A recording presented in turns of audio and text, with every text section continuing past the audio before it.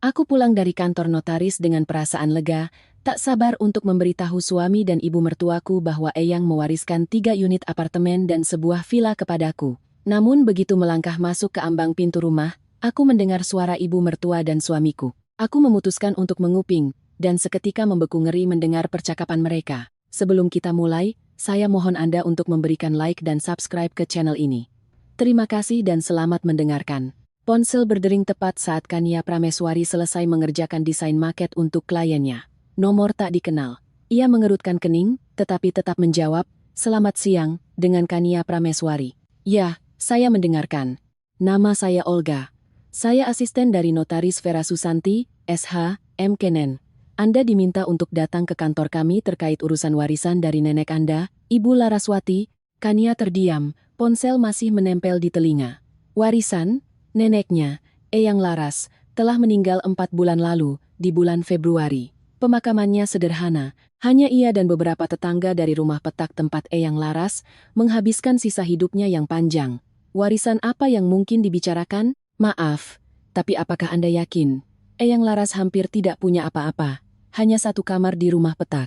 Ibu Kania, saya tidak bisa membahas detailnya melalui telepon. Anda harus datang langsung dengan membawa KTP, kami buka sampai jam 6 sore, Anda bisa datang hari ini. Baik, saya akan tiba dalam 1 jam. Kania menutup telepon dan menatap kosong ke depan.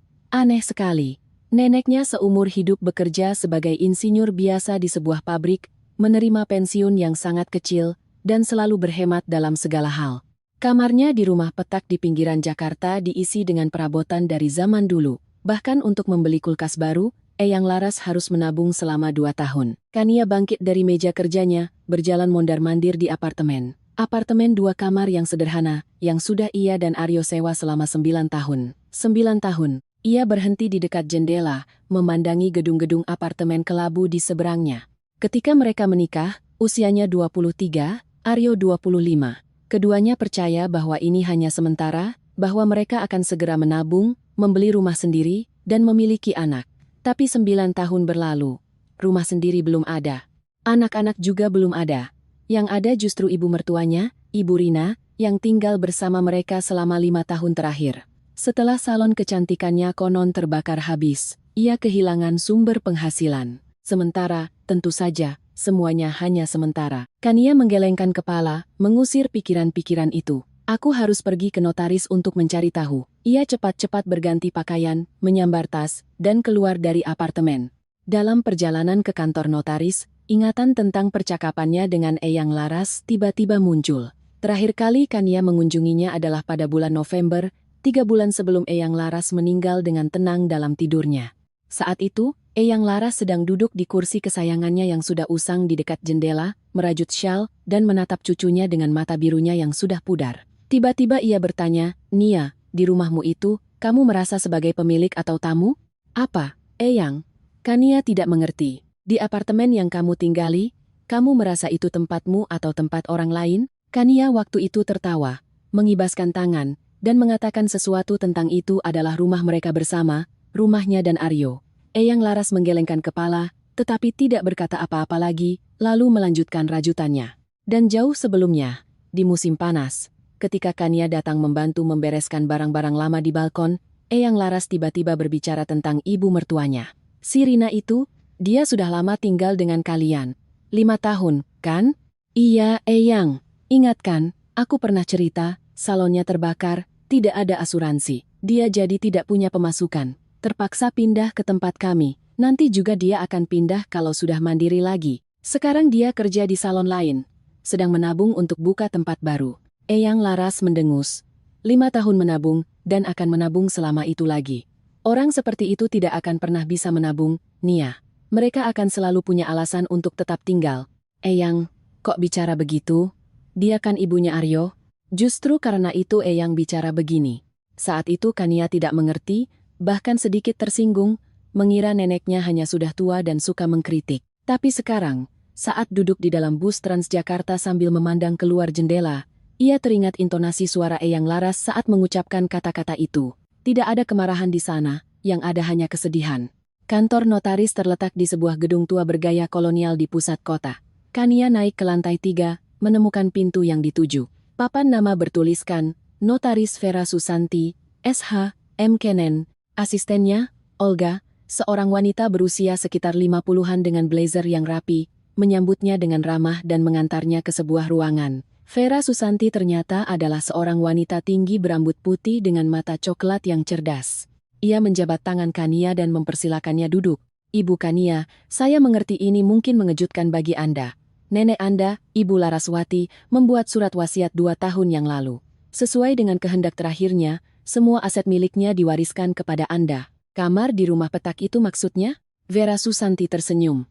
Bukan hanya itu, silakan periksa dokumen-dokumen ini. Ia membuka sebuah map, mulai meletakkan satu persatu dokumen di atas meja. Kania menatap stempel, tanda tangan, dan angka-angka di sana, tidak bisa mempercayai matanya. Sertifikat hak milik. Apartemen 1 kamar di Jakarta Utara, luas 42 meter kuadrat. Sertifikat lainnya. Apartemen 1 kamar di Jakarta Pusat, luas 38 meter kuadrat. Yang ketiga, apartemen 1 kamar di Jakarta Barat, luas 35 meter kuadrat. Dan yang terakhir, sebuah bidang tanah dengan villa di puncak, 50 km dari kota, luas 1000 meter kuadrat. Ini pasti ada kesalahan, desah Kania. Eyang tidak punya uang sebanyak ini. Seumur hidupnya ia menghitung setiap rupiah. Justru karena itulah beliau bisa memiliki semua ini, jawab Vera Susanti dengan lembut. Ibu Laraswati mulai membeli properti 30 tahun yang lalu, di era 90-an, ketika harganya masih sangat rendah. Apartemen pertama dibeli dari tabungan yang dikumpulkannya sejak muda, lalu ia sewakan, uangnya ditabung, dan beberapa tahun kemudian ia membeli yang kedua, lalu yang ketiga. Villa itu yang terakhir ia beli, 8 tahun lalu. Tapi kenapa saya tidak tahu apa-apa? Beliau ingin Anda baru mengetahuinya setelah beliau tiada. Katanya, itu akan lebih baik untuk Anda, agar Anda bisa membuat pilihan yang tepat. Kania terdiam, mencerna informasi itu. 3 apartemen, sebuah villa. Neneknya tinggal di rumah petak, berhemat untuk makan, menambal pakaian tuanya, padahal ia memiliki 3 apartemen. Semua apartemen itu disewakan, kan? Pendapatannya masuk ke rekening, yang juga diwariskan kepada Anda. Saat ini ada sekitar 800 juta rupiah di sana. Penyewa terakhir sudah pindah pada bulan Januari setelah Ibu Laraswati meninggal. Sekarang apartemen-apartemen itu kosong. 800 juta rupiah. Kania berpegangan pada tepi meja. Kepalanya terasa pusing. Anda butuh air minum? Tanya notaris itu dengan cemas. Tidak, saya tidak apa-apa. Ini hanya terlalu mendadak. Vera Susanti mengangguk mengerti. Ibu Laraswati adalah wanita yang luar biasa. Penuh tekad dan berpandangan jauh ke depan. Beliau datang kepada saya 2 tahun lalu saat menyusun surat wasiat dan menjelaskan semuanya dengan sangat rinci. Katanya, cucunya harus punya pegangan, agar tidak ada yang bisa menekannya. Pegangan? Ulang Kania seperti gema. Ya. Dan beliau juga meminta saya untuk menyerahkan ini kepada Anda. Notaris itu mengeluarkan sebuah amplop tertutup dari laci mejanya. Di atasnya, dengan tulisan tangan yang sedikit bergetar, tertera untuk Niaku, buka setelah dokumen selesai diurus. Kania mengambil amplop itu. Kertasnya tebal, sedikit menguning, tangannya gemetar. Anda bisa membacanya sekarang atau di rumah, terserah Anda, kata Vera Susanti. Sementara itu, saya akan menyiapkan akta warisnya. Anda perlu membayar bea perolehan hak, tapi itu hanya formalitas, sisanya sudah siap. Kania mengangguk, jari-jarinya dengan sendirinya merobek amplop itu. Di dalamnya ada beberapa lembar kertas yang penuh tulisan tangan. Tulisan Eyang Laras, yang sudah ia kenal sejak kecil. Niaku tersayang, jika kamu membaca ini, artinya Eyang sudah tidak ada lagi di sisimu. Jangan menangis, nah, Eyang sudah menjalani hidup yang panjang dan pergi dengan tenang, tahu bahwa Eyang sudah melakukan semua yang Eyang bisa untukmu. Mungkin sekarang kamu terkejut dengan apa yang kamu ketahui. 3 apartemen, sebuah villa, dan uang di rekening. Kamu mungkin bertanya-tanya, kenapa Eyang menyembunyikannya? Kenapa Eyang hidup begitu sederhana jika punya semua ini? Akan Eyang jawab, Eyang tidak ingin ada yang tahu sebelum waktunya. Orang bisa berubah ketika mencium bau uang, bahkan orang terdekat sekalipun. Nia, Eyang mengamatimu selama ini. Melihatmu menikah, melihatmu bersinar karena bahagia, dan melihatmu perlahan-lahan meredup, menjadi lebih pendiam, lebih tak terlihat. Ingat 3 tahun lalu saat kamu mendapat tawaran menjadi art director di perusahaan besar itu? Gaji bagus, jenjang karier cerah, kamu menolaknya. Kamu bilang Ibu Rina sedang sakit dan kamu harus ada di rumah untuk membantunya. Sebulan kemudian, Eyang tidak sengaja melihat iklan di koran. Ibu mertuamu membuka cabang kedua salon kecantikannya. Sakit apa, Nia? Ingat saat kamu berhenti bertemu dengan teman-temanmu? Kamu bilang Aryo tidak suka kalau kamu pulang malam, padahal dia sendiri setiap Jumat malam pergi main biliar dengan teman-temannya sampai tengah malam. Ingat saat kamu ingin ikut kursus pengembangan diri di Singapura? Ibu Rina membuat keributan, mengatakan kamu menelantarkan keluarga. Kamu pun mengurungkannya. Eyang melihat semua itu dan diam, karena Eyang tahu, jika Eyang bicara, kamu tidak akan percaya. Kamu akan membela suami dan ibu mertuamu. Kamu akan bilang Eyang sudah tua dan tidak mengerti apa-apa. Tapi sekarang, kamu punya sesuatu yang memberimu pilihan. 3 apartemen, villa, dan uang. Ini bukan sekadar properti, Nia. Ini adalah kebebasanmu. Jika kamu mencintai Aryo dan bahagia dalam pernikahan ini, tetaplah di sana, hiduplah seperti biasa. Tapi sekarang kamu akan hidup atas pilihanmu sendiri, bukan karena tidak punya tempat lain untuk pergi. Dan jika kamu sadar bahwa kamu pantas mendapatkan yang lebih baik, kamu akan punya tempat untuk pergi. Kamu akan punya atap di atas kepala, bahkan beberapa atap. Satu hal lagi, nak, yang sangat penting. Setelah kamu tahu tentang warisan ini, orang-orang di sekitarmu bisa berubah. Mungkin akan ada pembicaraan aneh, permintaan, atau usulan. Jika kamu mendengar sesuatu yang tidak menyenangkan, yang membuatmu takut, jangan terburu-buru bereaksi. Jangan berteriak, jangan menangis, jangan menuduh. Dengarkan dulu, biarkan mereka selesai bicara. Biarkan mereka menunjukkan diri mereka yang sebenarnya.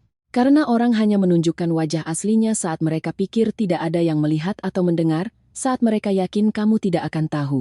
Eyang percaya padamu, Nia. Kamu kuat, cerdas, dan berharga. Hanya saja kamu lupa di tengah jalan. Sekarang saatnya untuk mengingatnya kembali. Hiduplah, cucuku, hiduplah untuk dirimu sendiri. Eyang akan selalu ada di hatimu. Eyangmu, Laras. Kania selesai membaca surat itu, dan air mata mulai mengalir di pipinya, hening dan hangat. Ia duduk di kursi di hadapan notaris, menggenggam lembaran-lembaran surat itu, dan untuk pertama kalinya setelah bertahun-tahun, ia merasakan ada sesuatu yang berubah di dalam dirinya. Vera Susanti dengan sopan memalingkan wajah, berpura-pura sibuk dengan dokumen, memberikan Kania waktu untuk menenangkan diri. Beberapa menit kemudian, Kania menyeka air matanya, dan menarik napas dalam-dalam. Maaf. Tidak perlu minta maaf, ini emosi yang wajar, sangat normal. Mereka menyelesaikan urusan dokumen 1 jam kemudian. Kania keluar dari kantor notaris dengan sebuah map tebal di tangannya. Di dalamnya ada akta waris, salinan sertifikat, dan detail rekening bank. Seluruh hidup neneknya yang tercurah ke dalam meter-meter persegi itu. Ia berjalan ke taman terdekat, duduk di bangku, dan mengeluarkan ponselnya. Ia ingin menelepon Aryo, memberitahukan kabar baik itu.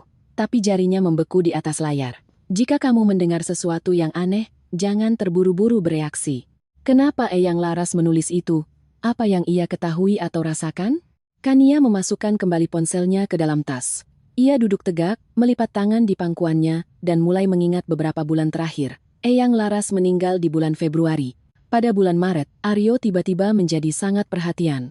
Mulai bertanya bagaimana pekerjaannya, tertarik pada proyek-proyeknya. Padahal sebelumnya, ia bisa tidak bertanya apapun tentang pekerjaannya selama berminggu-minggu. Pada bulan April, ia menyarankan agar Kania membuat surat kuasa untuknya atas semua dokumen penting, dengan alasan agar lebih praktis, agar Kania tidak perlu repot mengurus administrasi. Kania menolak, mengatakan ia bisa mengurusnya sendiri. Aryo saat itu merajuk, tidak mengajaknya bicara selama 3 hari, lalu sikapnya kembali seperti biasa. Pada bulan Mei, Ibu Rina tiba-tiba mulai bertanya tentang Eyang Laras, apakah ada barang berharga, dokumen, atau tabungan yang ditinggalkan. Kania menjawab tidak ada apa-apa, hanya kamar di rumah petak yang sudah dikosongkan. Ibu mertuanya saat itu menatapnya dengan aneh, menyipitkan mata, tapi tidak berkata apa-apa. Kebetulan atau bukan, Kania bangkit dari bangku. Keputusan itu muncul dengan sendirinya, jelas dan dingin. Ia tidak akan memberitahu siapapun tentang warisan ini, setidaknya sampai ia tahu apa yang sebenarnya terjadi. Neneknya adalah wanita yang cerdas. Jika ia memberi peringatan, pasti ada alasannya. Ia pulang ke rumah pada waktu seperti biasa, sekitar jam 7 malam. Aryo dan ibunya sedang duduk di dapur, makan malam. Ibu Rina yang memasak, seperti biasa, karena menganggap Kania tidak bisa memasak dengan benar. Dari mana saja? Tanya Aryo, tanpa mengalihkan pandangan dari piringnya. Ada urusan, mengurus beberapa dokumen. Dokumen apa? Pekerjaan. Kontrak baru dengan klien. Aryo mengangguk, kehilangan minat. Ibu Rina menatap Kania dengan tatapan menilai, tapi juga tidak mengatakan apa-apa. Kania masuk ke kamar tidur, menutup pintu, dan duduk di tempat tidur. Ia mengeluarkan map berisi dokumen dari tasnya, menatap lama pada sertifikat-sertifikat hak milik itu. 3 apartemen, sebuah villa, 800 juta rupiah di rekening. Ia punya pilihan. Untuk pertama kalinya dalam 9 tahun pernikahan, pilihan yang nyata. Ia menyembunyikan map itu di laci paling dalam di lemari, di bawah tumpukan sweater lama. Besok ia akan mencari tempat yang lebih aman. Untuk sementara, biarlah di sana. Malam itu berjalan seperti biasa. Aryo menonton pertandingan sepak bola. Ibu Rina mengobrol di telepon dengan temannya. Kania duduk di depan komputer, menyelesaikan proyek untuk klien. Pukul 11 malam, mereka tidur. Aryo memeluknya seperti biasa, membenamkan hidungnya di leher Kania. Kania berbaring dengan mata terbuka, menatap kegelapan, memikirkan Eyang Laras, suratnya, dan kata-kata yang kini terngiang di kepalanya seperti lonceng. Orang hanya menunjukkan wajah aslinya saat mereka pikir tidak ada yang melihat. Ia berbalik, memejamkan mata. Besok adalah hari yang baru. Kita lihat apa yang akan terjadi.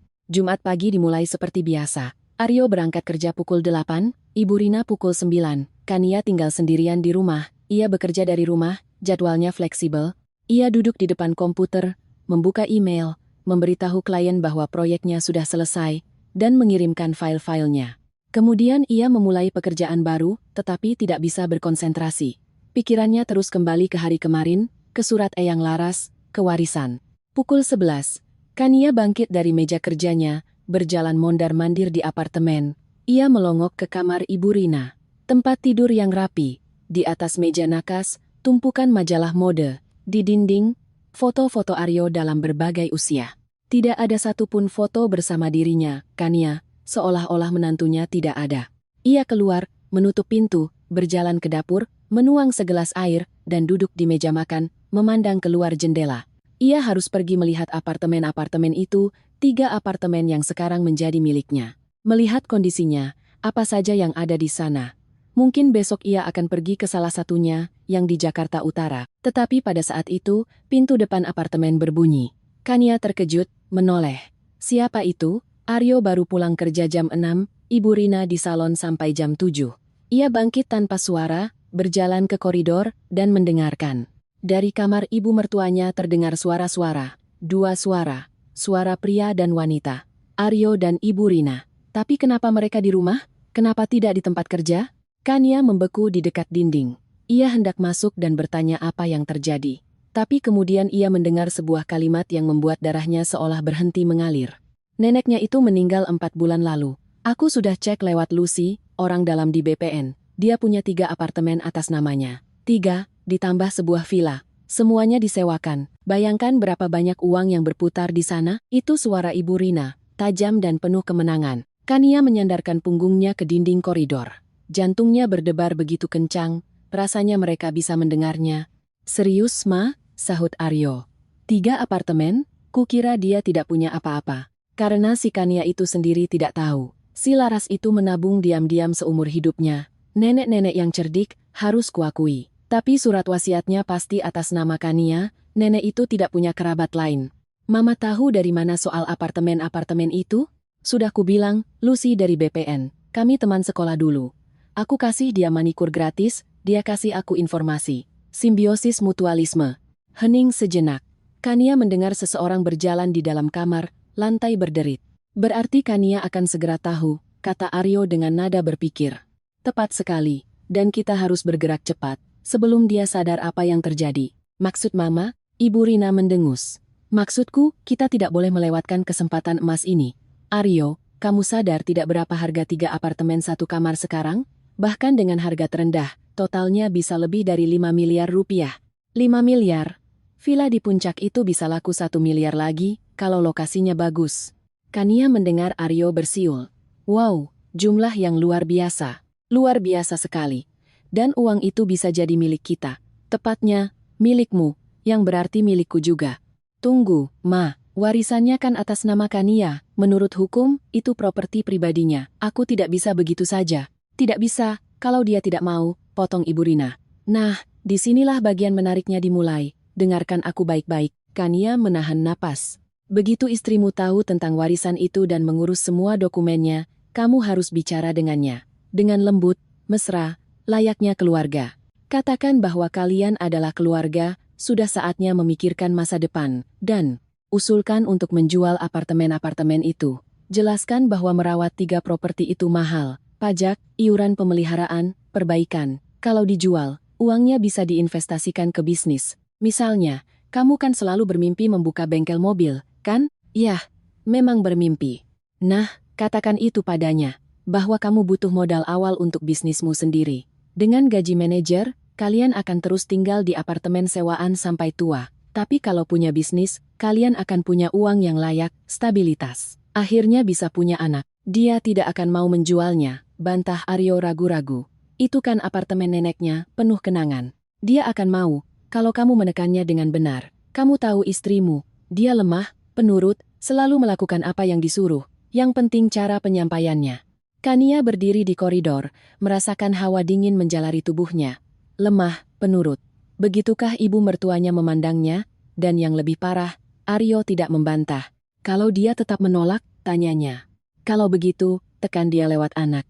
Kania kan ingin punya anak, aku tahu. Kalian sudah bertahun-tahun membahasnya. Katakan bahwa tidak mungkin punya anak di apartemen sewaan, perlu rumah sendiri, minta dia jual setidaknya 1 apartemen. Dengan uang itu, beli apartemen 2 atau 3 kamar yang lebih besar. Tentu saja, atas namamu. Atas namaku, ulang Aryo. Tentu saja, kamu kan suami, kepala keluarga. Itu logis, setelah itu, kita lihat nanti.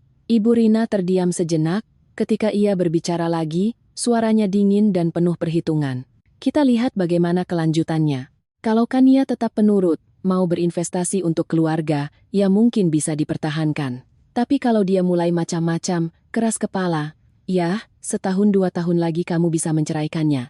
Saat uangnya sudah terlanjur diinvestasikan ke bisnis, akan mustahil baginya untuk membuktikan apapun. Kania menutup mulutnya dengan tangan agar tidak menjerit.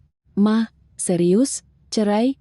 Memangnya kenapa? Aryo, hadapilah kenyataan. Kamu menikahinya 9 tahun lalu karena dia wanita yang aman, pendiam, tenang, tidak suka cari gara-gara. Tapi dia kan membosankan, tidak menarik, tidak ada gregetnya, kerjanya juga cuma di rumah. Penghasilannya receh. Di rumah juga tidak terlalu rajin. Aku ini tinggal dengan kalian 5 tahun, tapi lebih banyak aku yang mengurus rumah tangga daripada dia. Kania memejamkan mata. Ia menyumbang 38% dari anggaran keluarga. 38%. Sementara Ibu Rina tidak pernah membayar sewa, tidak membeli bahan makanan, hanya sesekali memasak. Itu pun kalau sedang mood. Ma, ini semua. Licik sekali. Gumam Aryo. Licik? Apa yang licik? Menjadi benalu selama bertahun-tahun itu tidak licik, dia tinggal di apartemen ini, memakai semua fasilitas, tapi kontribusinya apa? 0. Kita berdua bekerja, mencari uang, sementara dia duduk di depan komputer, menggambar entah apa. Dia desainer, Ma. Itu pekerjaannya. Pekerjaan. Namanya freelancer. Itu bukan pekerjaan, itu cuma main-main. Orang yang benar itu bekerja di tempat yang stabil, bukan keluyuran di internet. Kania mengatupkan giginya. Ia bekerja sebagai desainer di sebuah perusahaan besar sebelum Ibu Rina pindah ke tempat mereka. Saat itu, ibu mertuanya melancarkan kampanye besar-besaran, mengatakan bahwa Kania harus ada di rumah, mendukung keluarga, bukan menghilang di kantor. Aryo mendukung ibunya, Kania pun mengundurkan diri dan beralih ke freelance. Ia pikir itu hanya sementara. 5 tahun telah berlalu. Dengar. Aryo. Lanjut Ibu Rina, suaranya kini mengandung nada manipulatif yang lembut. Aku tidak memikirkan diriku sendiri, aku memikirkanmu. Kamu pintar, berbakat, tapi tanpa modal awal, kamu akan selamanya bekerja untuk orang lain. Sekarang takdir memberimu kesempatan. Kita hanya perlu memanfaatkannya dengan benar. Lalu Mama dapat apa? Dapat apa? Aku ini ibumu. Seumur hidup aku berinvestasi untukmu, mendidikmu, membesarkanmu. Saat ayahmu meninggalkan kita, siapa yang membesarkanmu? Aku sendirian. Aku membuka salon itu agar kamu bisa sekolah, agar kamu tidak kekurangan apapun. Ma, apa hubungannya dengan ini? Hubungannya adalah, sekarang giliranku untuk mendapatkan hasilnya. Salonku terbakar 5 tahun lalu. Aku tidak punya apa-apa lagi. Kamu pikir aku suka tinggal di apartemen sewaan kalian yang sempit ini? Aku ingin membuka salon baru, yang layak, yang besar. Dan uang dari apartemen-apartemen itu adalah kesempatan kita berdua. Jadi mama mau kita jual apartemen Kania dan uangnya diinvestasikan ke salon mama dan bengkelku? Tepat. Kamu buka bengkel, aku buka salon, kita berdua akan mandiri, dan Kania, biarkan dia senang karena sudah berpartisipasi dalam bisnis keluarga. Aryo terdiam. Kania tegang, menunggu apa yang akan ia katakan, bagaimana ia akan menentang ibunya, mengatakan bahwa itu salah, bahwa tidak boleh memperlakukan istri seperti itu. Tapi yang ia katakan adalah sesuatu yang sama sekali berbeda. Bagaimana cara meyakinkannya untuk menjual ketiga apartemen itu? Mungkin dia mau menyimpan satu untuk dirinya sendiri. Dunia Kania seakan runtuh. Ia setuju begitu saja, bahkan tanpa banyak berdebat. Katakan bahwa merawat 3 properti itu terlalu mahal dan rumit, saran Ibu Rina. Lebih baik jual semuanya, dan dengan uangnya, beli 1 apartemen besar untuk kalian, 3 atau 4 kamar. Tentu saja, atas namamu, kamu kan suami. Atas namaku, ulang Aryo lagi, dan Kania merasa ada nada antisipasi dalam suaranya. Ya, sisa uangnya investasikan ke bisnis. Aku sudah hitung kasar. Kalau apartemen-apartemen itu laku 5 miliar, villa 1 miliar, totalnya 6 miliar, dikurangi beli apartemen baru, katakanlah 2 miliar, sisa 4 miliar. Cukup untuk membuka bengkel yang layak dan salonku. Masih ada sisa untuk biaya hidup. Terdengar menggiurkan, aku Aryo. Tentu saja, akhirnya kita bisa hidup seperti orang normal. Tidak perlu menghitung setiap rupiah, tidak perlu menyewa rumah. Kamu akan jadi bos untuk dirimu sendiri. Aku juga. Kemandirian. Paham? Paham. Jadi, ayo, nak. Begitu Kania tahu tentang warisan itu, mulailah bertindak. Tapi pelan-pelan, jangan langsung menekannya. Biarkan dia senang dulu 1 atau 2 hari, lalu pelan-pelan giring dia ke ide penjualan. Bicarakan tentang keluarga, masa depan, anak-anak. Dia penurut, pasti setuju. Kalau tidak, singgung soal masalah dalam hubungan kalian. Katakan kamu tidak mengerti kenapa dia bisa begitu egois, bahwa istri yang baik itu mendukung suaminya dalam segala hal. Dia akan takut cerai, dan akan mengalah, percayalah padaku. Hening panjang. Baiklah, kata Aryo akhirnya. Akan kucoba bicara dengannya. Bagus. Dan ingat, jangan merasa bersalah. Ini kesempatan kita, dan kita tidak akan menyia-nyiakannya. Kania berdiri di koridor, menekan kedua tangannya ke dada. Segalanya terasa mati rasa. Tidak ada rasa sakit, tidak ada air mata, tidak ada histeria. Hanya pemahaman yang dingin dan mutlak. Suaminya, pria yang telah hidup bersamanya selama 9 tahun, yang berjanji untuk mencintai dan melindunginya, yang bersumpah setia, baru saja setuju untuk menipu, memanfaatkan, dan membuangnya. Dan ibu mertuanya, yang selama 5 tahun tinggal di apartemen mereka, memakan makanan mereka, menikmati perhatian mereka, menyebutnya benalu. Kania berbalik, berjalan tanpa suara ke kamar tidur, mengambil tas dan ponselnya, lalu keluar dari apartemen, sepelan bayangan neneknya. Di luar, ia berhenti, bersandar ke dinding, dan mengeluarkan ponsel dengan tangan gemetar. Ia mencari nomor kantor notaris di internet dan menelepon. Selamat siang, dengan kantor notaris Vera Susanti.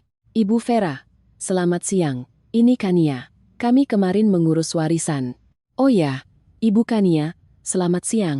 Ada yang bisa saya bantu? Bisakah ibu merekomendasikan pengacara yang bagus untuk urusan keluarga? Saya butuh konsultasi mendesak. Hening sejenak di telepon. Lalu notaris itu berkata pelan, bisa, Ana Suryani, SH. Beliau spesialis yang sangat kompeten dalam perlindungan aset. Saya akan sebutkan nomor teleponnya. Kania mencatat nomor itu, berterima kasih, dan langsung menelepon sang pengacara. Dengan Ana Suryani. Selamat siang. Nama saya Kania Prameswari. Saya direkomendasikan oleh notaris Vera Susanti.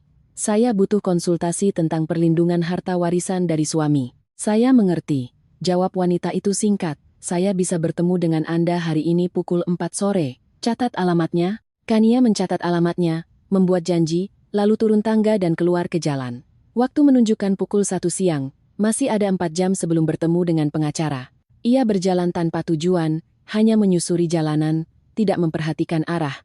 9 tahun pernikahan.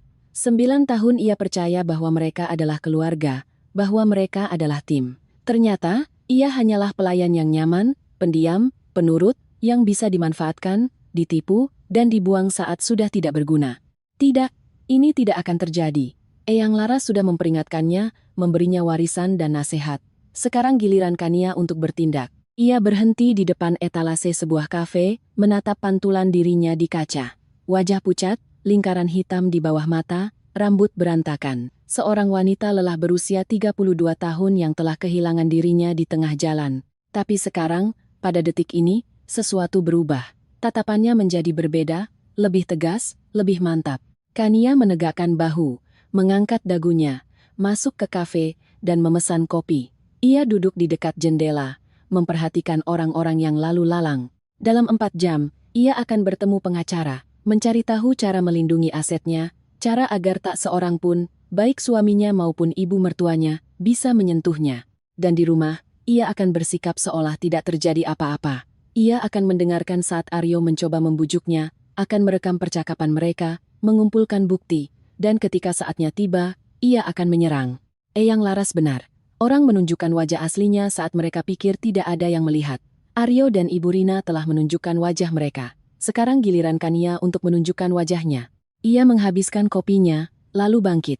Masih ada 3,5 jam sebelum bertemu pengacara. Cukup waktu untuk pergi melihat salah satu apartemennya, yang di Jakarta Utara. Kania keluar dari kafe, memanggil taksi, dan menyebutkan alamatnya. Selama perjalanan, ia memandang keluar jendela, dan untuk pertama kalinya setelah bertahun-tahun, ia tidak merasakan ketakutan, melainkan antisipasi. Hidup yang baru akan dimulai. Hidupnya. Dan dalam hidup ini, ia sendiri yang akan membuat keputusan.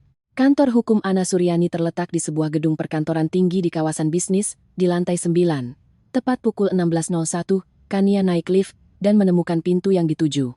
Papan namanya sederhana, Ana Suryani, SH. Hukum keluarga, waris. Ana Suryani menyambutnya sendiri, tanpa sekretaris. Seorang wanita berusia sekitar 50-an, rambut pendek berwarna abu-abu, setelan bisnis berwarna krem, dan mata kelabu yang tajam di balik kacamata berbingkai tipis. Jabat tangannya kuat dan penuh percaya diri. Kantornya terkesan tegas, nyaris sederhana. Meja besar, 2 kursi untuk klien, dan rak-rak penuh buku hukum. Tidak ada detail yang tidak perlu. Kania duduk di kursi, meletakkan tas di pangkuannya. Ana Suryani duduk di seberangnya, mengeluarkan buku catatan dan pulpen. Silakan ceritakan. Dan Kania menceritakan semuanya. Tentang warisan neneknya, suratnya, dan percakapan suami serta ibu mertuanya yang ia dengar. Ia berbicara dengan tenang, tanpa emosi, hanya memaparkan fakta. Ana Suryani mendengarkan, membuat catatan, sesekali menanyakan detail. Ketika Kania selesai, pengacara itu meletakkan pulpennya, melepas kacamata, dan memijat pangkal hidungnya. Bagus Anda langsung datang kemari. Mari kita bahas dari sisi hukum. Pertama dan yang paling utama. Harta yang diperoleh dari warisan adalah harta bawaan Anda, sesuai dengan pasal 35 KUH Perdata. Suami Anda tidak punya hak apapun atasnya. Bahkan dalam kasus perceraian, ia tidak bisa menuntut apartemen dan villa tersebut. Tapi mereka bilang, kalau saya secara sukarela menjualnya dan menginvestasikan uangnya ke bisnisnya. Nah, disitulah letak kerumitannya. Jika Anda secara sukarela menjual properti dan mentransfer uangnya ke rekening suami atau menginvestasikannya ke bisnis atas namanya, akan sangat sulit untuk membuktikan asal-usul dana tersebut. Terutama jika sudah berlalu beberapa waktu dan uangnya tercampur dengan pemasukan lain. Saat bercerai, pengadilan bisa menganggap dana tersebut sebagai harta bersama. Kania mengangguk. Jadi, rencana mereka memang sudah dipikirkan matang-matang. Apa yang harus saya lakukan? Ana Suryani memakai kembali kacamatanya dan mengambil pulpen. Pertama, dalam kondisi apapun, jangan menandatangani dokumen apapun tanpa konsultasi dengan saya. Tidak ada surat hibah, persetujuan penjualan, atau surat kuasa. Jika suami Anda membawa surat-surat apapun, katakan Anda ingin mempelajarinya dulu dan segera hubungi saya. Baik? Kedua, buka rekening bank terpisah di bank yang berbeda, bukan bank tempat Anda memiliki rekening bersama dengan suami. Ke rekening ini, transfer semua pendapatan dari sewa apartemen jika Anda memutuskan untuk menyewakannya. Simpan semua dokumen warisan dan catatan transaksi keuangan yang terkait dengan aset ini secara terpisah. Paham? Paham. Ketiga, sewa brankas di bank. Simpan salinan semua dokumen warisan di sana. Dokumen aslinya juga sebaiknya tidak disimpan di rumah. Titipkan pada orang tua, teman, atau di kantor saya jika Anda mau. Kania teringat bagaimana ibu mertuanya sering menggeledah kamar mereka. Sekarang ia mengerti apa yang dicarinya. Akan saya lakukan. Keempat, dan ini sangat penting, kumpulkan bukti. Jika suami atau ibunya menekan Anda, mengancam, atau memanipulasi, rekam percakapan mereka. Secara hukum, Anda berhak merekam percakapan di mana Anda menjadi salah satu pesertanya. Ini bisa sangat berguna. Bagaimana jika dia tahu saya merekam? Dia tidak akan tahu jika Anda berhati-hati. Semua ponsel pintar punya perekam suara. Nyalakan sebelum percakapan. Simpan ponsel di saku atau di dekat Anda. Setelah itu, kirim filenya ke email saya. Saya akan menyimpan salinannya. Kania mengeluarkan ponselnya, membuka aplikasi perekam suara, mencobanya, dan memeriksa kualitas rekaman. Suaranya jernih. Ada pertanyaan lagi? Ada, katanya perlahan. Kami tinggal di apartemen sewaan. Jika saya memutuskan untuk pergi, saya punya tempat tujuan. Saya punya 3 apartemen. Tapi bagaimana melakukannya dengan benar? Ana Suryani menatapnya dengan saksama. Anda mempertimbangkan perceraian? Saya mempertimbangkan semua pilihan. Pengacara itu mengangguk. Bijaksana. Begini, jika Anda memutuskan untuk bercerai, Anda bisa mengajukan gugatan melalui saya. Saya akan menyiapkan semua dokumen dan mendaftarkannya atas nama Anda. Suami Anda baru akan tahu saat menerima panggilan sidang. Kalian tidak punya harta gono gini, tidak punya anak. Artinya, perceraian bisa berjalan cepat, 1 atau 2 bulan paling lama. Dan dia tidak akan bisa menuntut apartemen-apartemen itu? Tidak, saya ulangi. Warisan adalah harta bawaan Anda. Satu-satunya risiko adalah jika selama pernikahan ada dana bersama yang diinvestasikan untuk renovasi besar yang secara signifikan meningkatkan nilai properti tersebut. Tapi itu pun harus dibuktikan dan hanya berlaku untuk investasi yang sangat besar. Jadi, jika saya melakukan renovasi kecil di salah satu apartemen agar bisa saya tinggali, itu tidak dihitung? Tidak, tidak dihitung. Perawatan rutin dan perbaikan kecil adalah bagian dari pemeliharaan normal. Kania menarik napas dalam-dalam, lalu menghembuskannya. Sebuah rencana mulai terbentuk di kepalanya. Satu hal lagi, tambah Ana Suryani. Jika Anda memutuskan untuk pindah ke salah satu apartemen sebelum bercerai, ingat, suami Anda mungkin akan mencoba ikut pindah ke sana. Secara hukum, suami istri wajib tinggal bersama. Anda bisa menolaknya masuk, tapi itu bisa mempersulit proses perceraian. Lebih baik selesaikan dulu perceraiannya, baru pindah, atau pindah diam-diam tanpa memberitahunya dan langsung ajukan gugatan cerai. Saya mengerti. Mereka berbicara selama 40 menit lagi, membahas semua detail, nuansa, dan kemungkinan skenario. Ana Suryani memberikan kartu namanya yang berisi nomor ponselnya. Telepon kapan saja jika situasi memburuk dan terus kabari saya. Kirim rekaman percakapan ke email. Alamatnya ada di belakang kartu nama. Kania berterima kasih, membayar biaya konsultasi, dan keluar dari kantor dengan kepala jernih dan rencana yang jelas. Pertama-tama, ia pergi ke cabang bank yang belum pernah ia gunakan. Ia membuka rekening pribadi atas namanya, meminta kartu ATM dikirim ke alamat salah satu apartemen neneknya yang di Jakarta Utara. Kemudian, di bank yang sama, ia menyewa brankas dan menyimpan salinan semua dokumen warisan yang sudah ia buat di tempat fotokopi. Dokumen aslinya ia putuskan untuk disimpan dulu, tapi tidak di rumah. Besok akan ia titipkan pada Maya, sahabatnya sejak kuliah. Hari sudah menunjukkan pukul 7 malam saat Kania tiba di rumah. Aryo sedang duduk di dapur, melihat sesuatu di ponselnya. Ibu Rina tidak ada, mungkin lembur di salon. Dari mana saja kamu? Tanyanya tanpa mengangkat kepala dari layar. Ketemu klien, membahas proyek baru. Oh, ia bahkan tidak menanyakan detailnya. Dulu Kania akan tersinggung dengan sikap acuh tak acuh seperti itu. Sekarang, ia hanya merasakan kelegaan yang dingin. Lebih sedikit pertanyaan, lebih sedikit kebohongan. Ia masuk ke kamar tidur, berganti pakaian, menyalakan komputer, dan berpura-pura bekerja. Sebenarnya, ia sedang membuat daftar barang-barang yang harus ia keluarkan dari apartemen secara bertahap. Dokumen, foto, perhiasan nenek, buku-buku favorit, pakaian. Tidak ada yang besar, tidak ada yang mencolok. Sedikit demi sedikit setiap hari, Ibu Rina pulang sekitar pukul 9. Kania mendengar ia dan Aryo berbicara di dapur, suara mereka pelan, tapi intonasinya terdengar. Ibu mertuanya terdengar gelisah, berbicara cepat dan gugup. Aryo menjawab singkat, menenangkan. Kania bangkit, mendekati pintu, mendengarkan, tapi tidak bisa menangkap kata-katanya. Mereka berbicara terlalu pelan. Tidak apa-apa, sebentar lagi mereka akan mulai bertindak lebih terang-terangan, dan saat itu ia akan merekam semuanya. Hari-hari berikutnya dihabiskan untuk persiapan yang cermat. Kania pergi ke apartemen di Jakarta Utara, memeriksanya. Apartemen 1 kamar kecil di lantai 5 sebuah gedung tua. Kondisinya cukup baik. Penyewa neneknya dulu cukup rapi. Hanya butuh perbaikan kosmetik, menempel ulang wallpaper, mengecat dinding, mengganti beberapa stop kontak. Ia mencari tukang dan membuat perjanjian untuk renovasi. Mereka berjanji selesai dalam 2 minggu. Biayanya ia ambil dari 800 juta yang ada di rekening neneknya. Secara bersamaan, ia mulai membawa keluar barang-barangnya dari apartemen sewaan. Ia memasukkannya ke dalam tas besar, mengatakan pada Aryo dan ibu mertuanya bahwa ia membawanya ke laundry atau meminjamkannya pada teman. Mereka bahkan tidak memperhatikan. Barang-barang itu ia bawa ke apartemen di Jakarta Utara dan disimpan di gudang. Seminggu berlalu, Kania terus bersikap seperti biasa. Bekerja di depan komputer, memasak makan malam, menonton televisi bersama Aryo di malam hari. Ia tidak pernah menyinggung soal warisan. Dan ia bisa melihat betapa gelisahnya Aryo dan ibunya, bagaimana mereka saling bertukar pandang penuh arti, bagaimana Ibu Rina semakin sering lembur dan kemudian berbisik-bisik dengan putranya di dapur selama berjam-jam. Pada hari ke-8, ibu mertuanya tidak tahan lagi. Malam itu, ketika mereka bertiga sedang makan malam di dapur, ia tiba-tiba meletakkan garpunya dan menatap Kania. "Nia, nenekmu, dia tidak meninggalkan apa-apa untukmu?" "Maksudku, setelah dia meninggal." Kania perlahan mengangkat matanya dari piring, menatap ibu mertuanya dengan tenang, tanpa emosi. "Tidak tahu, Ma. Tidak ada yang menelepon." "Aneh," kata Ibu Rina. "Biasanya kerabat dipanggil ke notaris kalau ada surat wasiat. Mungkin nanti akan dipanggil. Sampai sekarang belum ada kabar. Tapi sudah 4 bulan berlalu. Memangnya kenapa?"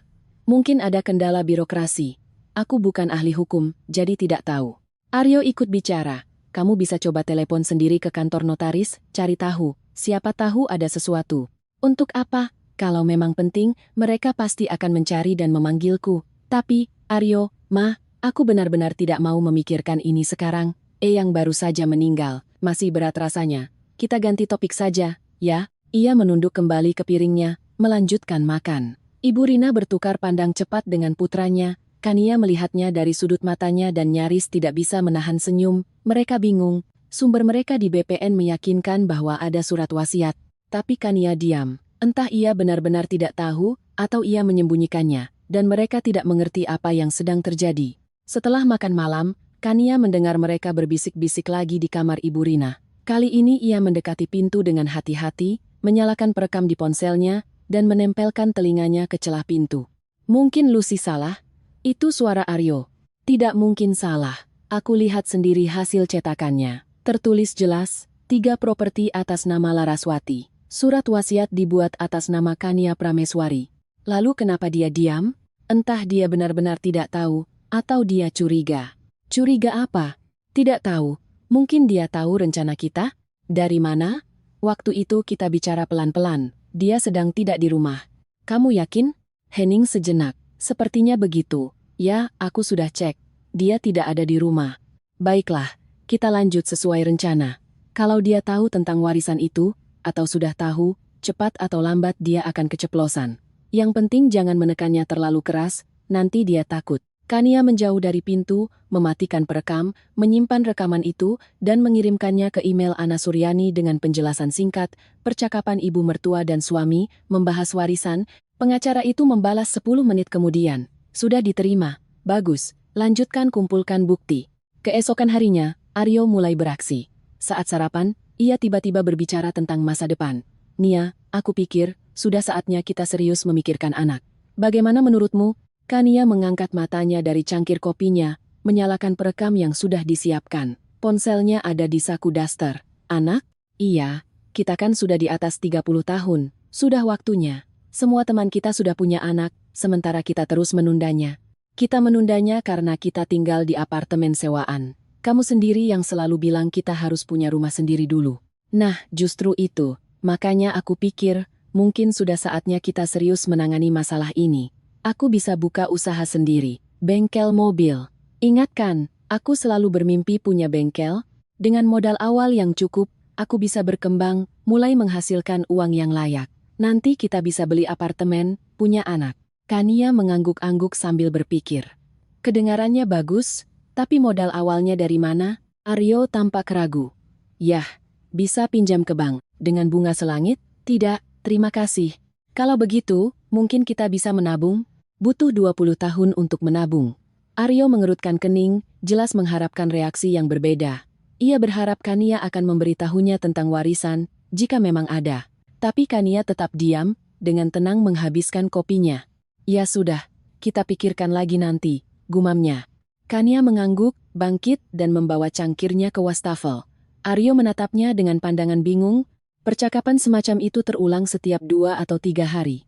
Aryo selalu memulai pembicaraan, entah tentang anak, apartemen, atau bisnis. Kania mendengarkan, mengangguk, setuju bahwa itu ide yang bagus, tapi tidak pernah sekalipun menyinggung soal warisan. Dan setiap kali, ia merekam percakapan itu.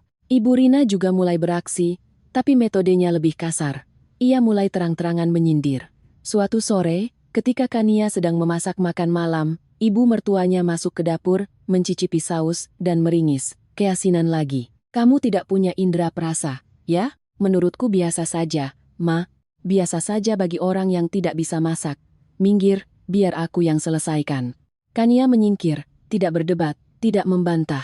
Ia hanya keluar dari dapur, membiarkan ibu mertuanya menyelesaikan masakan. Dulu ia pasti akan tersinggung dan sedih. Sekarang, ia tidak peduli. Ibu Rina boleh menyindir sepuasnya. Sebentar lagi semua ini akan berakhir. Beberapa hari kemudian, ibu mertuanya masuk ke kamar tidur mereka tanpa mengetuk. Kania sedang duduk di depan komputer, bekerja. Nia, Mama mau bicara. Silakan, Ma. Begini, ada teman Mama yang menawarkan untuk menyewakan kamar di apartemennya. Lebih murah. Mama pikir, mungkin Mama pindah saja. Kania berbalik, menatap ibu mertuanya. Wanita itu berdiri di ambang pintu, melipat tangan di dada dengan sikap menantang. Terserah Mama saja. Itu keputusan Mama. Mama cuma merasa, kalian berdua pasti merasa sempit di sini, dan Mama jadi pengganggu. Mama tidak mengganggu. Tidak, Mama mengganggu. Lagi pula, kalian sudah menikah 9 tahun, sudah saatnya punya rumah sendiri. Tidak enak kan tinggal di apartemen sewaan dengan ibu mertua, iya kan? Kania diam, menatap ibu mertuanya, menunggu kelanjutannya. Makanya Mama pikir, mungkin sudah saatnya kalian pindah, sewa apartemen yang lebih besar tanpaku, atau beli saja. Pakai uang apa? Ia tidak tahu. Menabung, ambil kredit. Aryo kan mau buka usaha, mungkin berhasil. Atau mungkin, kalian punya pilihan lain. Itu dia. Tekanan dimulai. Kania berbalik kembali ke komputernya. Ma, kalau Mama mau pindah, silakan pindah. Tidak ada yang menahan. Tapi aku dan Aryo akan tetap di sini dulu. Kalau sudah ada uang untuk beli rumah, kami akan beli. Untuk sekarang, kami menyewa, dan kami nyaman dengan itu. Sudah ya Ma, aku harus kerja. Maaf. Ibu mertuanya berdiri di sana sejenak, lalu berbalik dengan kasar dan pergi. Kania mendengar pintu kamarnya dibanting. Malamnya, ia kembali menguping pembicaraan mereka. Ibu Rina sangat marah. Dia itu bodoh atau apa? Aku sudah menyindir sejelas itu, tapi reaksinya nol. Ma, mungkin dia benar-benar tidak tahu apa-apa. Tidak mungkin, sudah 4 bulan. Notaris wajib memberitahu ahli waris. Dia tahu, aku yakin, dia hanya menyembunyikannya. Lalu apa yang harus kita lakukan? Kita harus menekannya lebih keras. Katakan langsung padanya, aku mau buka bisnis, butuh uang. Kalau ada pilihan lain, katakan sekarang. Aryo tidak menjawab. Kania mematikan perekam dan mengirimkan rekamannya ke pengacara. 2 minggu berlalu, renovasi di apartemen Jakarta Utara selesai. Kania pergi untuk memeriksa hasilnya. Apartemen itu sekarang terasa nyaman dan segar. Ia membawa spray, handuk, dan peralatan makan. Ia membeli perlengkapan mandi, sabun, deterjen, dan mengisi kulkas dengan bahan makanan. Apartemen itu siap untuk dihuni. Sementara itu, hubungannya dengan ibu mertua benar-benar memburuk. Ibu Rina tidak lagi menyembunyikan permusuhannya. Ia menyindir setiap ada kesempatan, membuat komentar pedas, dan memprovokasi konflik. Suatu pagi, Kania menemukan cangkir kesayangannya pecah berkeping-keping di wastafel. Ibu Rina, apa ibu tahu apa yang terjadi dengan cangkir saya? Jatuh. Waktu cuci piring, licin. Sayang sekali, ya, tapi kan cuma cangkir, beli saja yang baru. Itu hadiah dari Eyang. Memangnya kenapa? Orang yang sudah meninggal tidak butuh cangkir. Kania berhenti di ambang pintu dapur, menatap ibu mertuanya dengan tatapan dingin dan lama. Ibu Rina, saya tinggal di sini karena ini apartemen suami saya. Kalau ibu punya masalah tinggal bersama, ibu bisa pindah. Tidak ada yang menahan. Ibu mertuanya memerah karena marah. Berani-beraninya kamu. Saya ibunya Aryo. Lalu apa itu memberi ibu hak untuk bersikap kasar? Saya tidak kasar, saya bicara jujur. Kamu sudah 9 tahun jadi benalu di sini, tidak memberikan apa-apa untuk anak saya. Saya menyumbang hampir 40% dari anggaran keluarga. Ibu tidak menyumbang apa-apa. Jadi, siapa benalu di sini? Ibu Rina membuka mulut, lalu menutupnya lagi, tidak menemukan kata-kata. Ia berbalik dan keluar dari dapur, membanting pintu dengan keras. Kania dengan tenang membuat kopi di cangkir barunya dan duduk di meja. Hatinya terasa datar dan dingin. Dulu, setelah pertengkaran seperti ini, ia akan cemas dan sedih. Sekarang, ia hanya merasa puas. Ibu mertuanya mendapat balasan dan sadar bahwa Kania bukan lagi tikus penurut yang bisa ia injak-injak. Malamnya, ia mendengar Ibu Rina mengadu pada Aryo. Istrimu itu sudah keterlaluan. Melawan, kasar. Aku hanya memberinya masukan, tapi dia malah membentakku. Mama kan kadang-kadang juga keterlaluan. Apa? Sekarang kamu membelanya? Aku tidak membela siapa-siapa. Cuma, Aryo, ingat, aku ini ibumu. Seumur hidup aku membesarkanmu, berkorban segalanya. Dia itu siapa? Istri yang bahkan tidak bisa memberimu anak selama 9 tahun? Kami belum siap. Belum siap, selalu ada alasan. Dengar aku, kamu harus bersikap tegas padanya. Tunjukkan siapa kepala keluarga di sini. Kalau tidak, dia akan benar-benar naik ke kepalamu. Aryo menggumamkan sesuatu yang tidak jelas. Kania mematikan perekamnya dan tersenyum sinis. Ibu mertuanya kehilangan kendali. Bagus. 3 minggu telah berlalu sejak ia menerima warisan. Kania secara bertahap telah memindahkan hampir semua barang berharganya ke apartemen di Jakarta Utara. Yang tersisa hanyalah pakaian dan kosmetik yang paling penting. Kapan saja, ia bisa mengemasi tas dan pergi. Pengacaranya menyetujui tindakannya. Ana Suryani telah mendengarkan semua rekaman, mempelajari situasinya, dan memberikan lampu hijau untuk tahap berikutnya, mengajukan gugatan cerai. Anda punya cukup bukti niat mereka, katanya di telepon.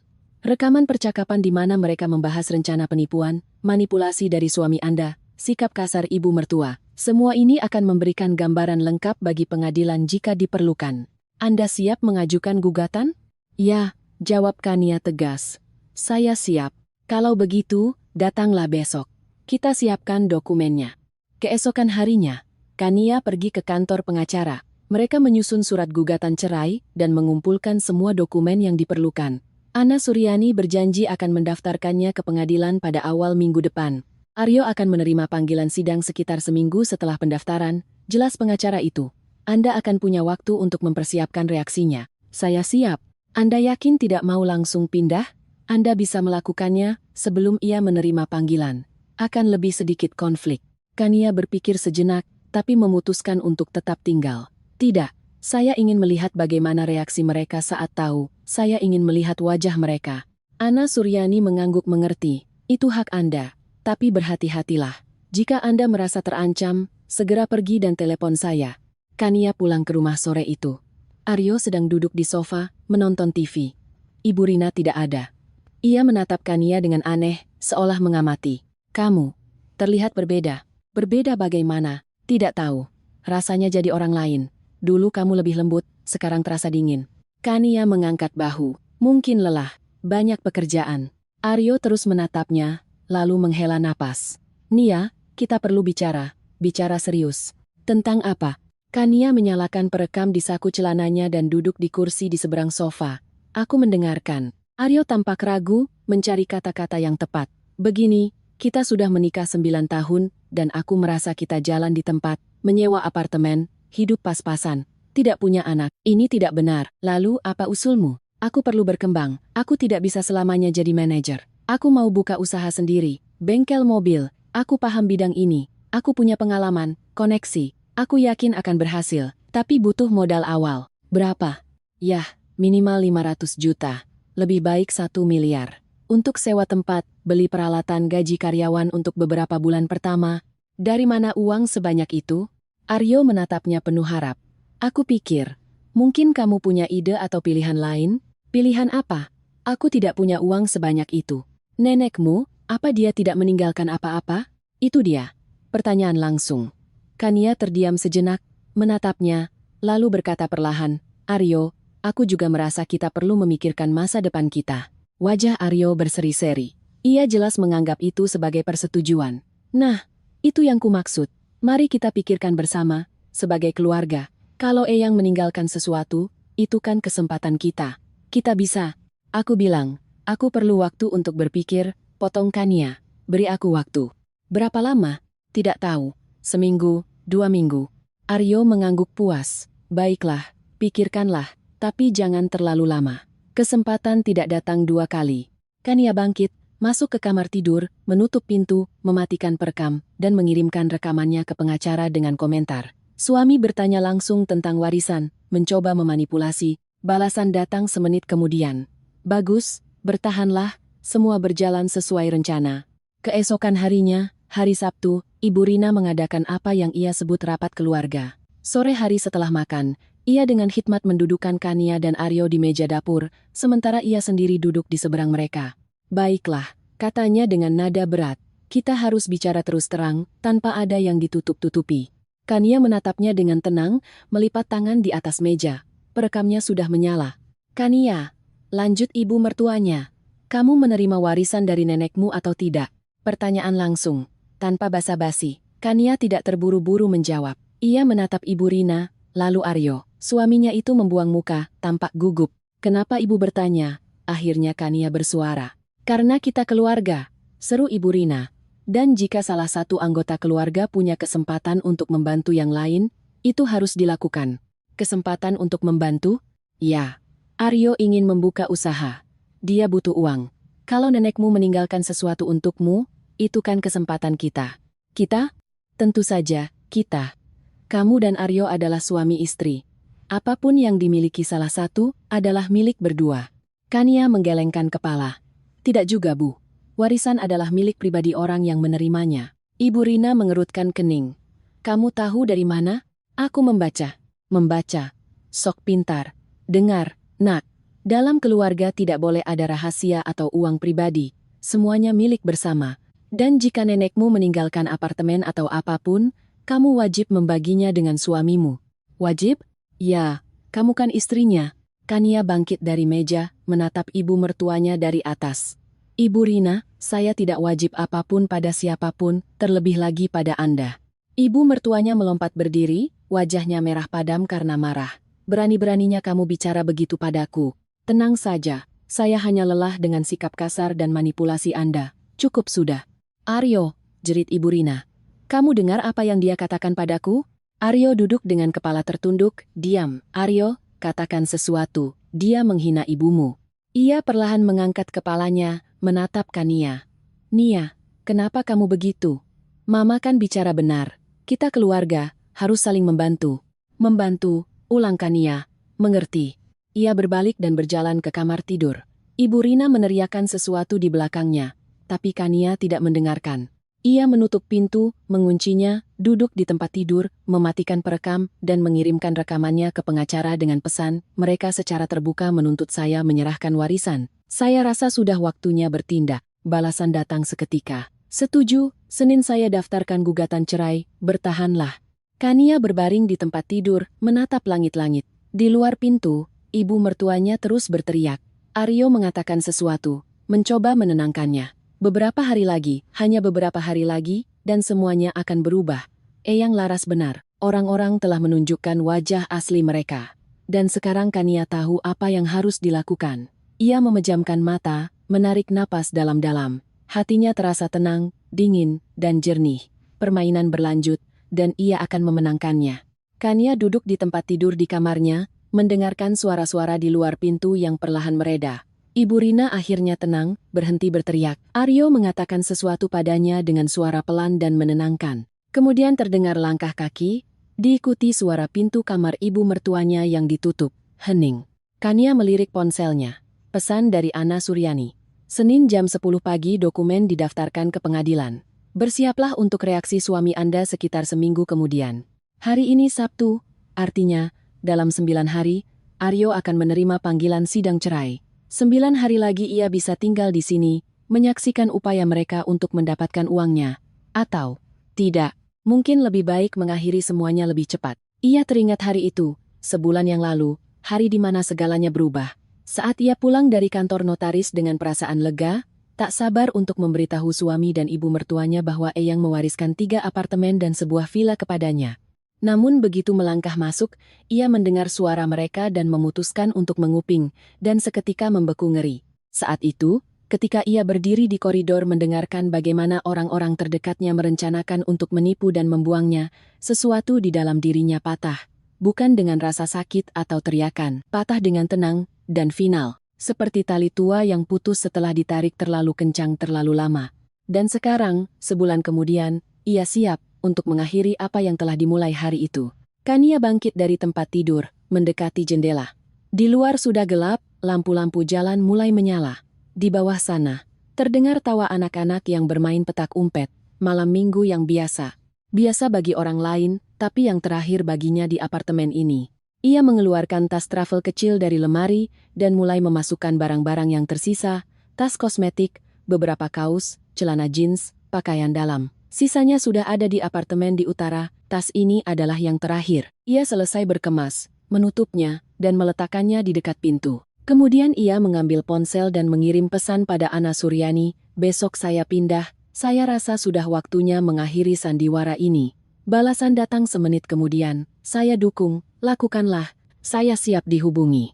Kania tidur tanpa keluar dari kamar. Aryo tidak mengetuk pintu, tidak mencoba bicara. Ia tidur di sofa di ruang keluarga. Mungkin ibunya menyuruhnya memberi waktu pada istrinya untuk berpikir. Biarkan saja mereka berpikir bahwa ia sedang berpikir. Minggu pagi dimulai agak siang. Kania bangun pukul 9, berpakaian, menyisir rambut, mengambil tasnya, dan keluar dari kamar. Di dapur, Aryo dan Ibu Rina sedang duduk minum kopi, melihatnya dengan tas. Mereka saling berpandangan. Kamu mau kemana? Tanya Aryo. Ke tempat teman, beberapa hari. Teman yang mana? Maya. Perlu istirahat, berpikir. Ibu Rina menyipitkan mata. Berpikir tentang apa? Kania menatapnya dengan tatapan panjang. Tentang masa depan. Tentang apa yang harus dilakukan selanjutnya. Ibu mertuanya mengangguk puas. Jelas ia berpikir rencananya berhasil, bahwa Kania mulai goyah di bawah tekanan. Benar, pikirkan baik-baik. Keluarga itu yang utama, kita harus bisa berkorban demi orang yang kita sayangi. Kania tidak menjawab, hanya berbalik dan keluar dari apartemen. Di dalam taksi menuju apartemen di utara, ia memandang keluar jendela. Kota mulai bangun, orang-orang bergegas dengan urusan masing-masing. Di suatu tempat, toko, kafe, dan salon buka. Kehidupan normal orang-orang normal. Sebentar lagi, ia juga akan memiliki kehidupan normal. Tanpa kebohongan, tanpa manipulasi, tanpa ibu mertua yang menganggapnya benalu. Apartemen itu menyambutnya dengan keheningan dan aroma cat baru. Kania meletakkan tasnya di lorong, berjalan mengelilingi ruangan. Semuanya sudah di tempatnya, semuanya siap. Barang-barangnya tersusun rapi di lemari.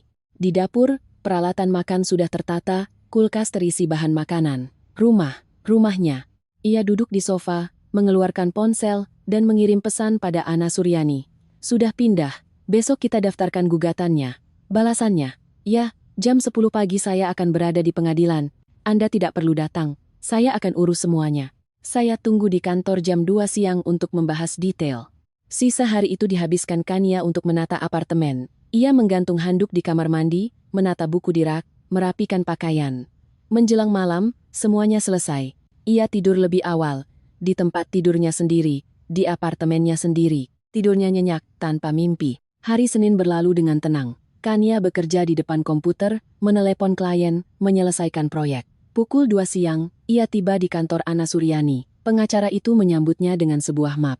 Sudah saya daftarkan gugatannya pagi ini, sidang dijadwalkan tanggal 23 Juli, 3 minggu lagi. Suami Anda akan menerima panggilan minggu ini, kemungkinan hari Kamis atau Jumat. Baik. Dia akan menelepon, mencoba bertemu. Apa yang akan Anda lakukan? Kania berpikir sejenak. Saya tidak akan mengangkat telepon. Semua yang perlu dikatakan akan saya katakan di pengadilan. Keputusan yang bijaksana. Tapi bersiaplah, dia mungkin akan datang ke tempat Anda. Apa dia tahu alamat apartemen di utara? Tidak. Saya tidak memberitahu siapapun. Bagus. Berarti akan sulit baginya untuk menemukan Anda. Tetap aktifkan ponsel Anda. Jika terjadi sesuatu, segera telepon saya. Mereka membahas detail sidang yang akan datang, kemungkinan pertanyaan, dan argumen. Ana Suryani yakin akan menang. Kalian tidak punya harta gono gini, tidak punya anak, tidak ada kredit bersama. Perceraian ini hanya formalitas. Satu-satunya yang mungkin dilakukan suami Anda adalah mengulur waktu dengan meminta mediasi. tapi hakim kemungkinan besar tidak akan mengabulkannya, mengingat situasinya. Kania kembali ke rumah dan melanjutkan pekerjaannya. Ponselnya hening. Aryo tidak menelepon, tidak mengirim pesan. Mungkin ia masih berpikir Kania sedang di rumah temannya, memikirkan masa depan. 3 hari berlalu. Rabu, Kamis. Hening. Pada hari Jumat sekitar pukul 11 pagi, ponselnya berdering tanpa henti. Aryo, 1, 2, 3, 5, 10 panggilan. Kania tidak mengangkatnya. Kemudian pesan-pesan mulai masuk. Nia, angkat teleponnya, penting. Aku perlu bicara. Ini pasti salah. Aku dapat panggilan dari pengadilan. Kamu gugat cerai? Jawab aku. Kania membaca pesan-pesan itu dengan tenang, tidak membalas. Ia memblokir nomor Aryo. Kemudian ia memblokir nomor Ibu Rina, yang juga mulai menelepon. Pukul 4 sore, Ana Suryani menelepon. Suami Anda datang ke kantor saya, menuntut penjelasan, berteriak, mengancam. Saya terpaksa memanggil keamanan. Mengancam? Secara verbal. Dia bilang tidak akan memberikan cerai, bahwa Anda akan menyesal, bahwa dia akan menemukan cara untuk mendapatkan haknya. Semuanya terekam kamera CCTV kantor. Jika dia melanjutkan, kita akan laporkan sebagai perbuatan tidak menyenangkan. Baik, apa dia datang ke tempat saya? Tidak. Dia tidak tahu di mana Anda. Bagus, bertahanlah. Sidang tinggal 2,5 minggu lagi. Malam itu, Kania duduk di balkon dengan secangkir teh, memandangi matahari terbenam. Ponselnya tergeletak di sampingnya, dalam mode senyap, hening, damai. Di suatu tempat di apartemen sewaan itu, Aryo dan Ibu Rina pasti sedang panik, mencoba memahami apa yang terjadi, bagaimana Kania bisa tahu, kenapa ia menggugat cerai, di mana ia sekarang. Biarkan mereka menebak-nebak. Seminggu berlalu, Kania bekerja, bertemu klien, berjalan-jalan di kota, menjalani kehidupan normal yang tidak ia jalani selama 9 tahun terakhir. Tidak ada yang mengontrol di mana ia berada, dengan siapa, jam berapa pulang. Tidak ada yang bersikap kasar, menekan, atau memanipulasi. Kebebasan ternyata terasa hening, tidak hingar-bingar, tidak gemerlap, hanya keheningan dan keyakinan tenang bahwa kau adalah milik dirimu sendiri. Aryo terus mencoba menghubunginya dari nomor-nomor yang berbeda. Kania memblokir setiap nomor baru. Kemudian ia mulai mengirim email dan pesan di media sosial. Ia tidak membacanya, langsung menghapusnya. 3 hari sebelum sidang, sebuah email datang dari Ana Suryani. Suami Anda mengajukan permohonan mediasi. Pengadilan menolaknya. Sidang akan tetap berjalan sesuai jadwal. Kania merasa lega, sebentar lagi semuanya akan berakhir. Tanggal 23 Juli terasa panas. Kania bangun pagi, mengenakan celana panjang hitam yang rapi dan kemeja putih, mengikat rambutnya, dan memakai riasan tipis. Ia terlihat tenang dan percaya diri. Sidang dimulai pukul 11. Ia tiba 20 menit lebih awal dan bertemu Ana Suryani di lobi. Siap? Ya. Dia sudah di sini, dengan ibunya. Mereka menunggu di koridor. Mengerti. Jangan bicara dengan mereka sebelum sidang. Kalau mereka mencoba mendekat, lewati saja. Mereka naik ke lantai 3, menyusuri koridor. Aryo duduk di bangku, membungkuk. Di sebelahnya, Ibu Rina, tegang dan marah. Melihat Kania, mereka melompat berdiri. Aryo melangkah maju. Nia, kita perlu bicara. Kania berjalan melewatinya tanpa menoleh. Ana Suryani menghalangi jalannya. Jangan dekati klien saya. Saya suaminya. Anda adalah tergugat dalam kasus perceraian. Semua pertanyaan akan dibahas di ruang sidang. Mereka masuk ke ruang sidang. Kania duduk di sebelah pengacaranya, melipat tangan di pangkuannya, bernapas dengan teratur dan tenang. Sesaat kemudian, Aryo dan ibunya masuk, duduk di seberang. Aryo menatap Kania dengan tatapan memohon. Ibu Rina menatapnya dengan penuh kebencian. Hakim masuk, seorang wanita tua dengan rambut beruban dan wajah tegas. Semua orang berdiri, lalu duduk kembali. Sidang dimulai. Hakim membacakan surat gugatan, bertanya pada Kania apakah ia mengkonfirmasi niatnya untuk bercerai. Ya, saya mengkonfirmasi. Alasannya adalah perbedaan yang tidak dapat didamaikan. Pernikahan secara faktual telah berakhir. Hakim menoleh ke Aryo. Tergugat, apakah Anda setuju dengan perceraian ini? Aryo terdiam. Ibu Rina menyikutnya. Tidak, saya tidak setuju, katanya lirih. Saya ingin mempertahankan keluarga. Saya mohon diberi waktu untuk mediasi. Hakim melihat dokumen di depannya. Permohonan mediasi sudah ditolak. Tidak ada dasar untuk mempertimbangkannya kembali. Tergugat, apakah Anda punya tuntutan mengenai pembagian harta? Ya, setelah Ibu Rina, menantu saya punya warisan, 3 apartemen. Itu harus dibagi. Hakim mengerutkan kening. Anda siapa? Saya ibu tergugat. Anda bukan pihak dalam perkara ini. Harap tenang atau silakan tinggalkan ruangan. Ibu Rina mengatupkan bibirnya, tetapi diam. Hakim kembali menoleh ke Aryo. Saya ulangi pertanyaan saya, apakah Anda punya tuntutan mengenai pembagian harta? Aryo menatapkannya, lalu Hakim. Ya, istri saya menerima warisan selama masa pernikahan. Saya rasa saya berhak atas separuhnya.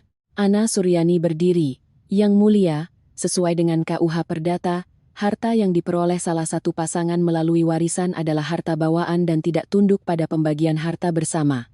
Saya akan serahkan dokumen yang membuktikan bahwa properti tersebut diterima klien saya melalui surat wasiat. Ia menyerahkan map kepada hakim. Hakim memeriksanya, lalu mengangguk. Tuntutan tergugat tidak berdasar. Warisan bukan merupakan harta Gonogini. Aryo memucat. Tapi itu tidak adil. Saya suaminya. Hukum tidak mengatur pembagian warisan antar suami istri, potong hakim. Apakah ada tuntutan lain dari kedua belah pihak? Harta Gonogini, kredit, utang? Ana Suryani menggeleng. Tidak ada. Para pihak tinggal di rumah sewaan, tidak memperoleh harta bersama. Tidak ada anak. Tidak ada kewajiban finansial satu sama lain. Tergugat, Anda mengkonfirmasi? Aryo duduk dengan kepala tertunduk. Ia mengangguk. Hakim membuat catatan di dokumennya. Mengingat tidak adanya sengketa harta, tidak adanya anak, dan pengakuan bersama atas ketidakmungkinan mempertahankan perkawinan, pengadilan memutuskan untuk mengabulkan gugatan cerai. Putusan ini akan berkekuatan hukum tetap 1 bulan sejak dibacakan. Sidang selesai. Palu diketuk. Semuanya berakhir. Kania bangkit, berterima kasih pada Ana Suryani, berbalik, dan berjalan menuju pintu keluar. Aryo melompat, mencoba menghalangi jalannya. Nia, tunggu, kita perlu bicara. Ia berhenti, menatapnya. Untuk pertama kalinya dalam 3 minggu, ia menatap matanya. Kita tidak punya apa-apa untuk dibicarakan. Bagaimana bisa, kita sudah bersama selama 9 tahun. Dulu, iya. Sekarang tidak lagi. Aku tidak mengerti apa yang terjadi. Kenapa kamu begini? Gara-gara apa? Ibu Rina mendekat, mencengkeram lengan Kania. Kamu merusak hidup anakku, menghancurkan keluarga hanya karena apartemen-apartemen itu. Kania menyentakkan lengannya. Jangan sentuh saya. Kamu pikir kamu siapa sekarang dengan uangmu itu? Ibu Rina, menjauhlah. Ibu mertuanya tidak mundur, ia melangkah lebih dekat, mengangkat tangannya, hendak menampar. Kania menangkap pergelangan tangannya, menghentikan tamparan itu 1 sentimeter dari wajahnya, dan mencengkeramnya erat. Awo, sakit. Sentuh saya lagi, akan ada laporan polisi. Saya punya saksi, saya punya rekaman percakapan kalian saat kalian merencanakan untuk menipu saya. Coba saja. Ibu Rina menarik tangannya, mundur. Matanya penuh kebencian. Rekaman apa? Kamu bicara apa?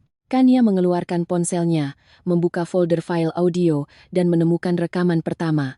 Ia memutarnya. Dari speaker terdengar suara Ibu Rina. Neneknya itu meninggal 4 bulan lalu. Aku sudah cek lewat Lucy, orang dalam di BPN. Dia punya 3 apartemen atas namanya. 3, ditambah sebuah villa. Kania menghentikan rekaman itu, menatap wajah pucat ibu mertuanya dan suaminya yang kebingungan. Saya mendengar semuanya. Hari itu juga, saat kalian pikir, saya tidak ada di rumah, sebulan yang lalu. Kalian membahas bagaimana cara menipu saya, memaksa saya menjual apartemen, menginvestasikan uangnya ke bisnis kalian, dan kemudian menceraikan saya, setelah uangnya habis. Aryo membuka mulut, lalu menutupnya lagi, tidak tahu harus berkata apa. Ibu Rina mencoba menyelamatkan situasi. Itu tidak seperti yang kamu pikirkan. Kami hanya membahas berbagai kemungkinan. Kemungkinan untuk menipu, kemungkinan untuk memanfaatkan. Saya mendengar setiap kata dan merekamnya. Saya punya 23 file audio percakapan kalian. Semuanya sudah diserahkan pada pengacara saya dan bisa digunakan di pengadilan jika kalian mencoba melakukan sesuatu. Ibu mertuanya terdiam, sadar ia telah kalah. Aryo melangkah maju, mengulurkan tangan. Nia, maafkan aku. Aku bodoh. Mama yang meyakinkanku. Aku tidak berpikir jernih. Maafkan aku, tolong. Mari kita mulai lagi dari awal. Kania menggeleng. Jika kamu mencintaiku, kamu tidak akan menyetujui rencana ibumu. Kamu setuju untuk menipu dan meninggalkanku demi uang. Itu bukan cinta, Aryo. Itu perhitungan. Tidak, aku mencintaimu, sungguh. Kamu mencintai dirimu sendiri dan ibumu. Aku bahkan tidak ada di urutan ketiga dalam daftar itu. Aku akan berubah. Aku janji. Tidak perlu, aku tidak tertarik. Kania melewatinya, menuju pintu keluar. Aryo berlari menyusul. Tunggu, kamu mau kemana sekarang? Di mana kamu tinggal? Ayo kita bertemu, bicara baik-baik. Ia berhenti di pintu, berbalik. Gugatan ceraiku sudah dikabulkan. Sebulan lagi kita akan resmi bercerai. Tidak ada lagi yang perlu dibicarakan. Tapi kamu punya waktu 2 minggu untuk mengosongkan apartemen sewaan itu. Kontrak sewanya atas namaku. Jika kamu tidak pindah, aku akan membatalkan kontraknya, dan pemiliknya sendiri yang akan mengusir kalian. Aryo membeku. Kamu serius? Kamu mengusirku? Aku mengusir kalian berdua. Itu apartemenku. Aku yang menyewanya. Aku yang membayarnya. Aku tidak akan membayarnya lagi. Tapi aku dan Mama, kami tidak punya tempat tinggal. Itu masalah kalian. Ibu Rina bekerja. Kamu bekerja. Sewalah sesuatu untuk berdua atau sendiri-sendiri. Aku tidak peduli. Ibu Rina melangkah maju, wajahnya penuh amarah. Kamu akan menyesali ini. Aryo akan menemukan cara untuk merebut apartemen-apartemen itu darimu. Kami akan sewa pengacara. Silakan saja. Hukum ada di pihak saya, dan saya punya pengacara hebat yang sudah membuktikannya di pengadilan hari ini. Semoga berhasil. Kania keluar dari gedung pengadilan. Ana Suryani menyusulnya di luar. Kerja bagus. Anda hebat. Terima kasih. Selanjutnya apa? Sebulan lagi Anda akan menerima akta cerai. Semuanya akan berakhir secara resmi. Sementara itu, hiduplah dengan tenang. Jika mantan suami atau ibunya mengganggu, telepon saya. Kita akan ajukan laporan. Mereka berpisah. Kania memanggil taksi dan pulang, menatap keluar jendela ke arah kota yang melintas, dan merasakan ketenangan yang aneh. Bukan kegembiraan, bukan kemenangan, hanya ketenangan. 2 minggu berlalu. Aryo mengosongkan apartemen sewaan itu. Kania datang pada hari terakhir untuk mengambil barang-barangnya yang tersisa. Apartemen itu kosong, terasa asing, seolah-olah ia tidak pernah tinggal di sana. Kepada pemilik apartemen, ia menjelaskan bahwa ia bercerai dan tidak akan menyewa lagi. Pemiliknya mengerti dan mengembalikan uang jaminan. Kania berdiri di ruang keluarga yang kosong, menatap dinding-dinding telanjang. 9 tahun ia tinggal di sini. 9 tahun ia menganggap tempat ini rumah. Ternyata ini hanya apartemen sewaan, tempat singgah sementara. Rumah yang sesungguhnya menunggunya di daerah lain, di apartemen peninggalan neneknya. Ia menutup pintu, menyerahkan kunci pada pemiliknya, dan pergi, tidak pernah kembali lagi ke sana. Sebulan kemudian, akta cerai tiba. Dokumen resmi yang menyatakan bahwa Kania Prameswari dan Aryo Wicaksono bukan lagi suami istri. Kania memasukkan akta itu ke dalam map dokumen, menyimpannya di brankas, dan menutup babak itu dalam hidupnya. Hidup terus berjalan. Ia mendapat pekerjaan di sebuah studio desain besar, studio yang sama yang menawarinya posisi art director 3 tahun lalu. Posisi itu sudah terisi, tapi mereka menerimanya sebagai desainer senior. Gaji yang bagus, proyek yang menarik, kolega yang menyenangkan. 2 dari apartemen warisannya ia sewakan. Ia menemukan penyewa yang baik dan mengurus semuanya secara resmi.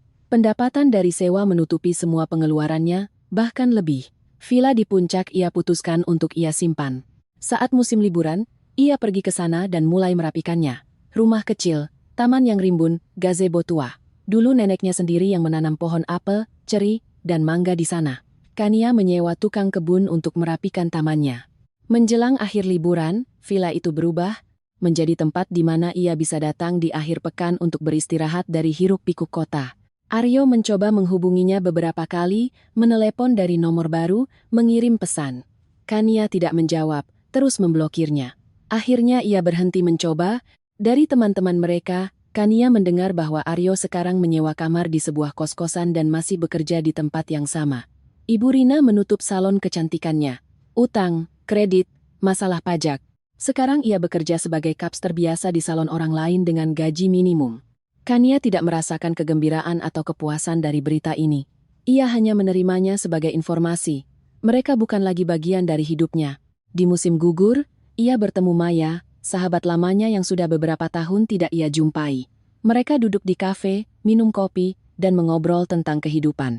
Kamu berubah, kata Maya sambil menatap Kania lekat-lekat. Rasanya beda. Beda bagaimana? Lebih percaya diri, lebih tenang. Dulu kamu, entah bagaimana, seperti tertekan. Sekarang kamu bersinar. Kania tersenyum. Aku akhirnya hidup untuk diriku sendiri. Dan bagaimana rasanya? Enak. Aneh, tidak biasa, tapi enak. Maya mengulurkan tangan dan menggenggam tangannya. Aku ikut senang untukmu, sungguh. 1 bulan lagi berlalu. Musim hujan datang lebih awal. Pada awal November, hujan turun deras.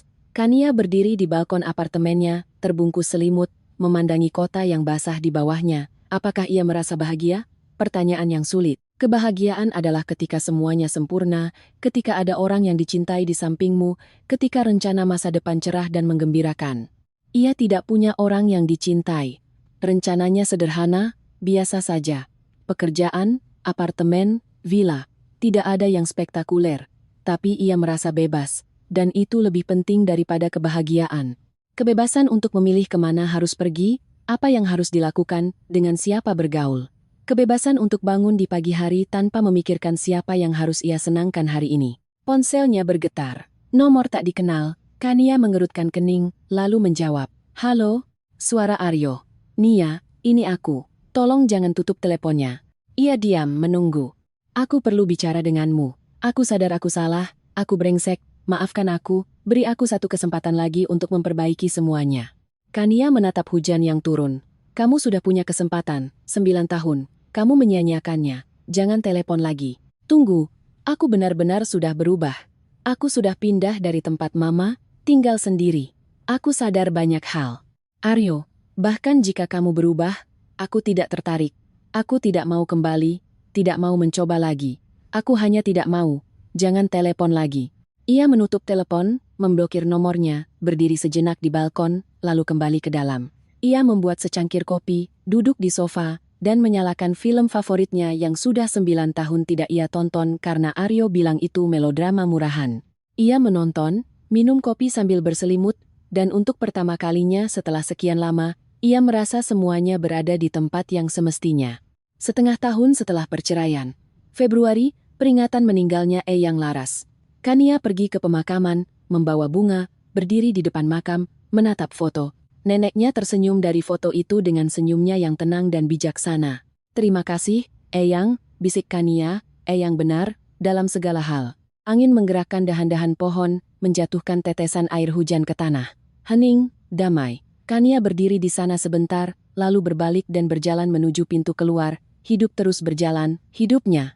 Dan itulah yang terpenting. Malamnya, ia duduk di apartemennya, mengerjakan proyek baru. Di atas meja ada secangkir kopi dan buku sketsa. Musik lembut mengalun. Di luar, hujan mengetuk jendela. Maret tidak bisa ditebak. Kadang cerah, kadang hujan. Kania bersandar di kursi, meregangkan tubuh, dan melirik jam. 9:30 malam, hari kerja selesai. Ia menutup laptop, menuang kopi lagi, dan mendekati jendela, memandangi kota. Lampu-lampu di jendela, mobil-mobil di jalanan, orang-orang bergegas. Di suatu tempat di kota ini, Aryo tinggal. Di suatu tempat, ibunya. Mereka membangun hidup mereka, menyelesaikan masalah mereka, tanpanya, dan ia, tanpa mereka, adil. Kania teringat kata-kata dari surat neneknya. Ini bukan sekadar properti, Nia. Ini adalah kebebasanmu. Dulu, ia tidak sepenuhnya memahami kata-kata itu. Ia pikir kebebasan adalah uang, apartemen, kesempatan untuk pergi. Sekarang ia mengerti. Kebebasan adalah hak untuk memilih. Bukan karena takut tidak punya atap di atas kepala, bukan karena tekanan orang lain, tapi hanya karena kamu menginginkannya atau tidak menginginkannya. Ponselnya bergetar lagi, nomor tak dikenal lainnya. Kania menatap layar, menghela napas, Aryo tidak menyerah. Ia mengangkat telepon. Kania, ini aku mohon, ayo kita bertemu, bicara baik-baik sebagai orang dewasa. Kita tidak punya apa-apa untuk dibicarakan. Bagaimana bisa? Kita punya 9 tahun di belakang kita. Dulu, iya. Sekarang tidak lagi. Aku merindukanmu. Kania tertawa sinis. Kamu tidak merindukanku. Kamu merindukan apa yang bisa kuberikan. Apartemen, uang, kehidupan yang nyaman. Aku tidak percaya kamu sudah berubah. Orang tidak berubah secepat itu. Aku benar-benar sudah berubah. Mungkin saja. Tapi aku tidak peduli. Aku tidak mau membuktikannya. Nya. Jangan telepon lagi, Aryo. Aku tidak bercanda. Lain kali, aku akan ke pengacara dan mengajukan perintah penahanan. Jauhi aku. Ia menutup telepon, memblokir nomornya. Terakhir kali, ia tidak akan memberinya kesempatan lagi untuk menelepon. Kania menghabiskan kopinya, mengambil tas, mengenakan jaket, dan memutuskan untuk berjalan-jalan, meskipun hujan. Ia butuh udara segar, butuh bergerak. Ia keluar ke jalan, berjalan di trotoar yang basah. Hujan mengetuk tudung jaketnya. Lampu-lampu jalan terpantul di genangan air, kota menjalani kehidupan malamnya.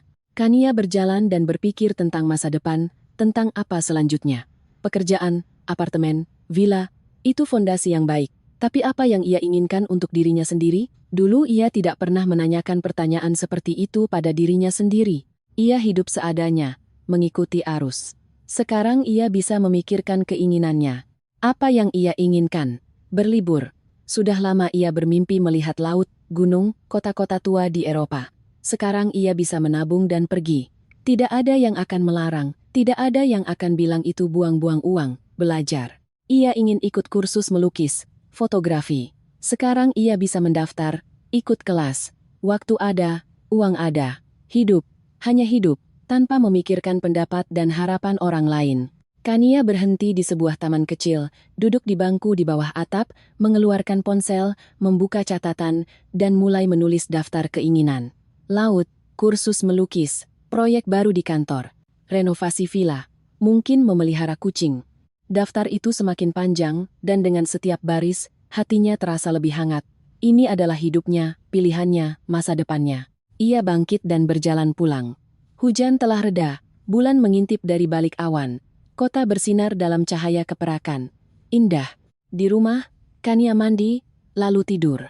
Ia tertidur dengan pikiran bahwa besok adalah hari yang baru, hari kerja biasa, tapi miliknya. Dan itu sudah cukup. Pagi dimulai dengan matahari. Jarang terjadi di bulan Maret. Kania bangun, membuat kopi, duduk di depan laptop, memeriksa email, membalas klien, dan memulai proyek baru. Siang harinya, Maya menelepon, mengajaknya nonton di akhir pekan. Kania setuju. Sudah lama ia tidak ke bioskop hanya untuk bersenang-senang. Malam harinya, ia memasak makan malam, menonton serial TV, tidur lebih awal. Hari yang biasa. Harinya. 2 bulan lagi berlalu. Mei, cuaca hangat, pohon-pohon menghijau. Kania pergi ke vilanya, menghabiskan akhir pekan di sana. Ia berkebun, menanam bunga yang ia beli di pasar. Tetangga-tetangganya menyapa, menanyakan kabar. Salah satu tetangganya, seorang pria berusia sekitar 40-an, menawarkan bantuan untuk memperbaiki pagar. Kania setuju. Mereka bekerja bersama selama beberapa jam, lalu minum teh di teras, mengobrol tentang kehidupan. Namanya Indra. Ia seorang programmer, datang ke villa untuk beristirahat dari kota. Duda, tidak punya anak. Kania tidak menceritakan kisahnya secara detail, hanya mengatakan bahwa ia juga baru saja bercerai dan tinggal sendiri. Indra mengangguk mengerti, kadang-kadang lebih baik sendiri daripada dengan orang yang salah. Tepat sekali, mereka bertukar nomor telepon, berjanji akan saling mengabari jika butuh bantuan di villa. Kania kembali ke kota pada Minggu malam. Lelah, tapi puas. Vilanya hidup kembali, tamannya menghijau. Sebentar lagi pohon-pohon mangga akan berbunga.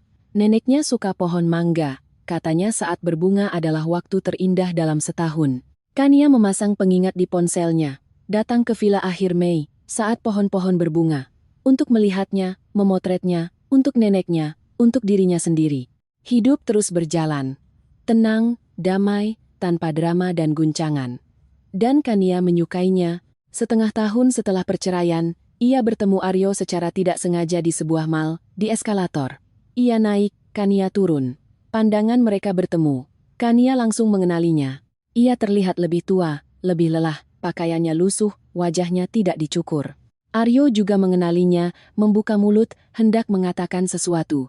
Kania memalingkan muka, terus turun, tidak berhenti, tidak menoleh ke belakang. Aryo tidak memanggilnya, hanya menatapnya pergi. Ia keluar dari mall dan masuk ke mobil. Ya, ia membeli mobil sebulan yang lalu. Kecil, bekas, tapi miliknya sendiri. Praktis untuk ke kantor dan ke villa. Ia menyalakan mesin, melaju ke jalan raya, memutar musik, dan membuka jendela. Angin musim panas yang hangat masuk ke dalam kabin. Pertemuan dengan Aryo tidak menimbulkan emosi apapun. Tidak ada rasa sakit, tidak ada kemarahan, tidak ada penyesalan. Hanya bertemu orang yang dikenal dari masa lalu. Masa lalu tetap di tempatnya. Di belakang, Kania mengemudi pulang sambil memikirkan rencana untuk malam ini. Menyelesaikan proyek klien. Lalu mungkin membaca buku yang sudah lama ia tunda. Rencana-rencana sederhana. Rencananya. Dan itu terasa luar biasa. 1 tahun setelah perceraian. Kania merayakan tanggal itu dengan tenang, tanpa kemeriahan. Ia membeli kue untuk dirinya sendiri, duduk di balkon dengan secangkir kopi. Setahun yang lalu, ia berdiri di pengadilan, mendengarkan hakim membacakan putusan cerai. Saat itu, hatinya terasa hampa dan dingin. Sekarang, terasa tenang dan hangat. Hidupnya telah tertata, kembali ke jalurnya. Pekerjaan memberikan kepuasan dan penghasilan. Apartemen-apartemennya disewa dengan lancar, vilanya menjadi tempat istirahat favorit. Indra, tetangganya di vila, menjadi teman baik. Mereka saling menelepon, kadang-kadang bekerja bersama di kebun, minum teh di teras. Tidak ada yang romantis, hanya persahabatan. Kania tidak mencari hubungan, setidaknya untuk saat ini. Mungkin nanti, mungkin juga tidak. Tidak penting. Yang terpenting, ia tidak lagi bergantung pada siapapun. Tidak menunggu izin, persetujuan, atau perintah. Ia hidup sesuai keinginannya, untuk dirinya sendiri. Neneknya tahu apa yang ia lakukan saat menabung untuk membeli apartemen-apartemen itu. Tahu bahwa suatu hari nanti, cucunya akan membutuhkan pegangan, fondasi yang tidak akan membiarkannya goyah di bawah tekanan orang lain. Kania mengangkat cangkir kopinya, menatap langit. Terima kasih, Eyang, untuk semuanya. Angin seolah membawa kata-katanya, membawanya ke angkasa. Di suatu tempat di atas sana, Eyang Laras pasti mendengarnya dan tersenyum dengan senyumnya yang tenang dan bijaksana. Semuanya berjalan persis seperti yang ia inginkan. Cucunya bebas. Dan itulah yang paling utama.